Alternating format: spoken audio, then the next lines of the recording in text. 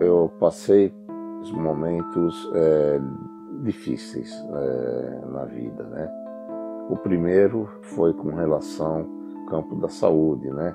Esse desafio que eu enfrento até hoje e até o meu desencarne o enfrentarei.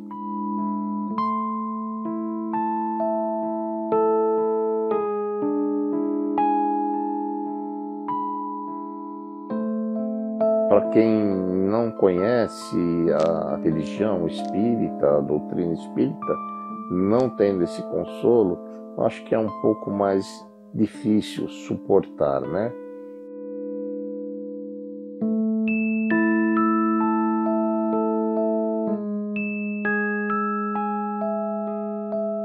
TV Mundo Maior, junto com a RBN e tudo, nos mostram o caminho. Olha, o caminho é este, mas cabe a nós percorrermos.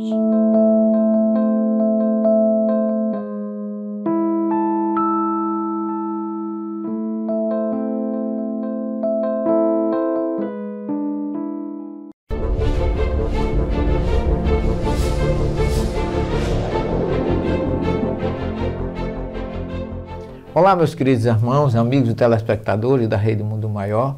É com muita alegria que nós iniciamos mais um programa Abrindo a Bíblia na TV. Eu gostaria de aproveitar esse programa de hoje para conversarmos um pouco. Vocês sabem que quem conhece a minha história, eu trabalho com Bíblia e trabalho com doutrina espírita desde que eu iniciei esse programa. Há 11 anos, 12 anos que está fazendo agora, né, Bob? 12 anos, né? E durante esse período tenho trabalhado, como tenho trabalhado muito, há 38 anos, como espírita e cristão. E como professor de judaísmo e cristianismo primitivo. Então eu transito num campo bem amplo para avaliar pesquisa científica e estudos, sobretudo dos idiomas originais em que a Bíblia foi escrita, principalmente o hebraico, que é a fonte maior de todo o texto da Bíblia, ou seja, do livro da primeira revelação, o Brit Rishon, como se diz em hebraico, que compõe a revelação primeira que Moisés trouxe através dos emissários do Cristo, lá do Monte Sinai, aliás, do Monte Horebe, na planície do Sinai. Então, este ano, agora no dia 6 de janeiro, nós espíritas comemoramos os 150 anos de lançamento da obra A Gênese. Eu diria que é um ano para a doutrina, um ano científico, porque Kardec se esmerou nessa obra. Ela surge assim como uma obra para nós que trabalhamos com pesquisa, um celeiro de buscas incansáveis. É um livro completo, é um livro que traz revelações fantásticas. É tanto que tem praticamente nada de comunicação dos espíritos. Mas é o livro que Kardec debruçou-se sobre ele, com todo o seu teor científico e de pesquisador que ele tinha como pedagogo, né, do seu método dedutivo. Então ele se esmerou aí de uma forma magnífica. E eu que conheço um pouco de velho, a primeira revelação e segunda revelação, os idiomas hebraico e grego, eu digo para você que a Gênese veio coroar esse processo. Porque quando Kardec define o objetivo da Gênese, eu vou dizer a você, eu não digo que fico em êxtase, mas eu me rejubilo por ser hoje um espírita que busca exatamente o que Jesus diz em João 8,32. Conhecereis a verdade e a verdade vos libertará. Porque nós espíritas, para você que está nos assistindo que não o é, nós trabalhamos com a fé raciocinada. Ou de outras palavras dizemos assim, a nossa fé tem razão. porque qualquer fé que não possa ser testada frente à razão não é fé.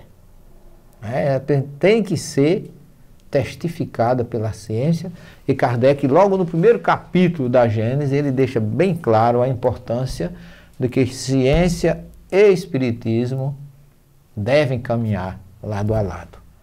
Portanto, nós vamos nesse programa de hoje, provavelmente no outro, conversar um pouco sobre essa obra, que realmente, como eu já falei, nos seus 150 anos, ela vem fechar um projeto da espiritualidade feito por Allan Kardec, que começou com o Livro dos Espíritos em 18 de abril de 1857, depois o Livro dos Médiuns, em janeiro de 1861, trazendo explicações para os fenômenos mediúnicos, ou trazendo um roteiro, que é o Livro dos Médiuns, era, inicialmente, Kardec colocou o nome Livro dos Médiuns dos Evocadores.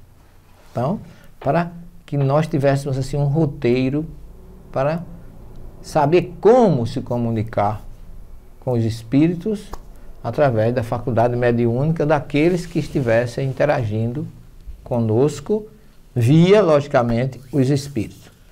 Depois vem a obra fantástica que foi o Evangelho segundo o Espiritismo. Eu considero esse livro, o ensino moral de Jesus, como é classificado aí por Kardec no objetivo da obra, de uma felicidade a toda a prova. Então Kardec começa essa obra que ele chamava de imitação do Evangelho, que depois passou a se chamar Evangelho segundo o Espiritismo, porque sobre orientação dos seus editores, nós tínhamos Evangelho segundo Mateus, segundo Marcos, segundo Lucas e segundo João. Então ele faz um estudo moral do ensino moral de Jesus e chama Evangelho agora segundo o Espiritismo, porque tem o Evangelho trazido por Mateus, Marcos, Lucas e João, tem a exegese feita por Allan Kardec e depois a exegese feita pelos próprios Espíritos. Então a obra que todos os dias eu a tenho como se fosse o meu livro de bolso, o meu livro de cabeceira, meu livro de pasta, para onde eu vou. Eu gosto de ter um Evangelho ao meu lado, sem nenhum fanatismo, buscando exatamente o amor, a fraternidade e toda a luz que Jesus colocou nessa obra fantástica, que foi o que me fez tornar abraçar a doutrina espírita num momento difícil. E aí eu praticamente, a maioria já conhece, e que ele lançou esse livro no dia 15 de abril de 1864. Então depois vem O Céu e o Inferno, no 1º de agosto de 1865, e por último, a obra fantástica, a Gênesis, que foi no dia 6 de janeiro de 1868. Kardec ele começou a preparar o lançamento dessa obra já com a revista Espírita, que ele tinha a revista Espírita como um laboratório de pesquisa, de estudo, para sentir, através das suas pesquisas, dos seus artigos, a reação das pessoas, como é que as pessoas reagiam ao seu trabalho. E aí ele, em novembro, na última página da Revista Espírita de novembro de 1867, Kardec já lançou o anúncio que a Gênesis seria lançada em dezembro de 1867, mas ele não conseguiu lançá-la no mês seguinte. Ele só conseguiu lançar em janeiro, como nós já falamos, de 1868. E na revista de setembro de 1867, ele publicou o primeiro capítulo desta obra, A Gênesis, que tem como título Caracteres da Revelação Espírita. Então esse é o primeiro capítulo.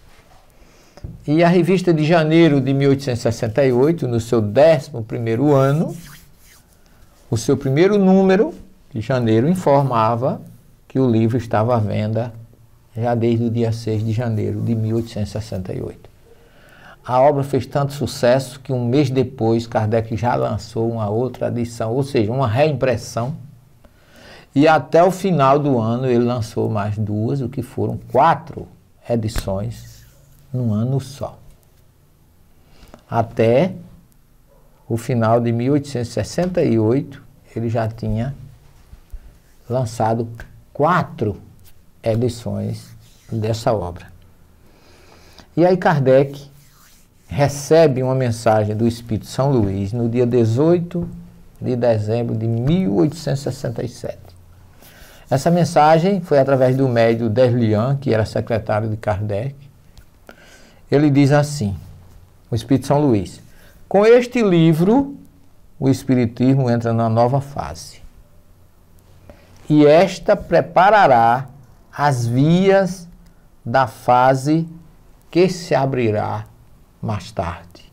Ou seja, como consequência do lançamento daquele livro, a doutrina espírita dava um salto como se fosse uma espécie de Pentateuco, comparando com o livro de Moisés, que Kardec lançava a sua última obra, o seu 5º livro da codificação. E no dia 4 de julho de 1868, ele recebe também uma mensagem do Espírito São Luís que diz assim: não leve muito tempo para remodelar a Gênese. O que forma que ele estava remodelando, ele estava fazendo alguma acomodação. Por quê? Recomendo que revejas com atenção os primeiros capítulos. E depois, aconselho, entretanto, que não percas tempo. Isso foi em julho de 1868. Ora, porque aí o que é que julho você ainda tinha agosto, setembro, outubro, novembro, dezembro, 5 meses para o ano terminar. Mas ele diz assim: não perca tempo, porque o próximo ano começa em breve. O que é que o Espírito estava dizendo?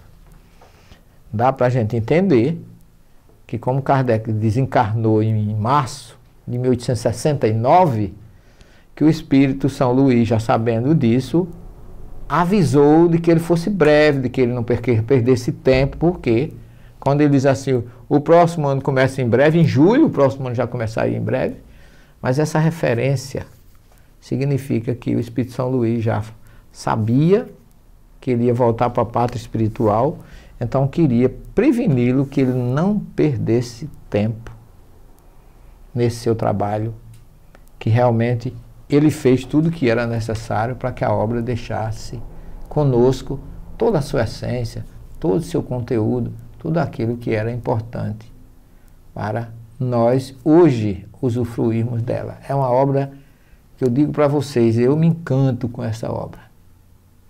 Como é que Kardec já tinha uma visão exegética, mesmo sem ser teólogo, ninguém fala que Kardec fosse teólogo, mas aí a gente sabe que era a assistência do Espírito da Verdade e de outros espíritos, como a gleba que a gente conhece, que participaram desta grande criação, desta grande revelação, que é a terceira revelação dos Espíritos. Não saia daí que num minuto a gente está de volta. Até já. Ao comprar livros, DVDs e CDs na loja virtual Mundo Maior, você patrocina a divulgação espírita do maior complexo de comunicação espírita do mundo. Compre através do nosso e-commerce. Invista em um planeta de regeneração.